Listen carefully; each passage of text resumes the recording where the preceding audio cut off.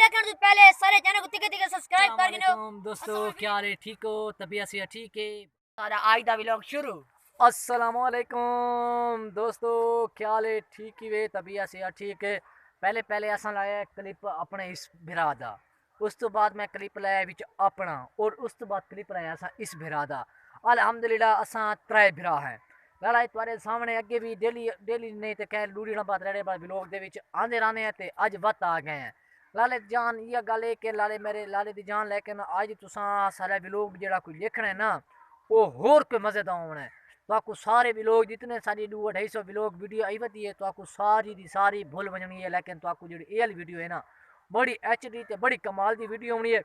हूँ सारा तो पहले तुसा मेरे छोटे भरा दे नाल कोई कोई सवाल कर सकते वे, और उस तो बाद मेरे बड़े भरा को कोई सवाल कर सकते वे। इंशाअल्लाह इतवार वाली दिहाड़ रोज़ 10 बजे असां त्रै भरा यूट्यूब के उत्ते लाइव आने पे ते नाल फेसबुक के उत्ते भी लाइव आसूँ। इंशाअल्लाह ज़िंदगी रह गई तो तुसा सारे चैनल को पूरी मुकम्मल वीडियो देखनी है। वीडियो देख के सारे चैनल को सब्सक्राइब करना है, घंटे का निशान दबाना है, अपने भराओं दोस्तों तक सारी वीडियो पहुँचानी है। अज का सारा निक्का रेड़ा तो बहुत सोहना जियां इो पैगाम है कि इंशाअल्लाह असां रोज़ इतवार वाले दिहाड़ कैं टाइम ही 10 बजे, कैं टाइम नहीं सॉरी 10 बजे असां त्रै भरा यूट्यूब के उत्ते लाइव आसूँ। तुसा सारे को कोई सवाल जवाब कोई ना कोई चीज़ होवे तो तुसा सारे को बेचिंती नाल पूछ सकते हो। तो इंशाअल्लाह अगला वीडियो जेड़ा होसी असां जेड़ी भी बढ़ासूँ इस इतवार तो बाद जेड़ा सारा व्लॉग होसी वो तुम्हारे सवालों के मुतालिक होसी जवाब।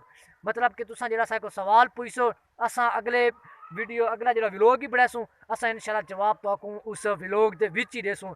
इंशाअल्लाह खुदा हाफिज़ ते थैंक यू। तो हूँ सारे भेरावां यहाँ को सब्सक्राइब भी कर गिनो, घंटे का निशान दबा के अपने भेरावां दोस्तों तक पहुँचा दो।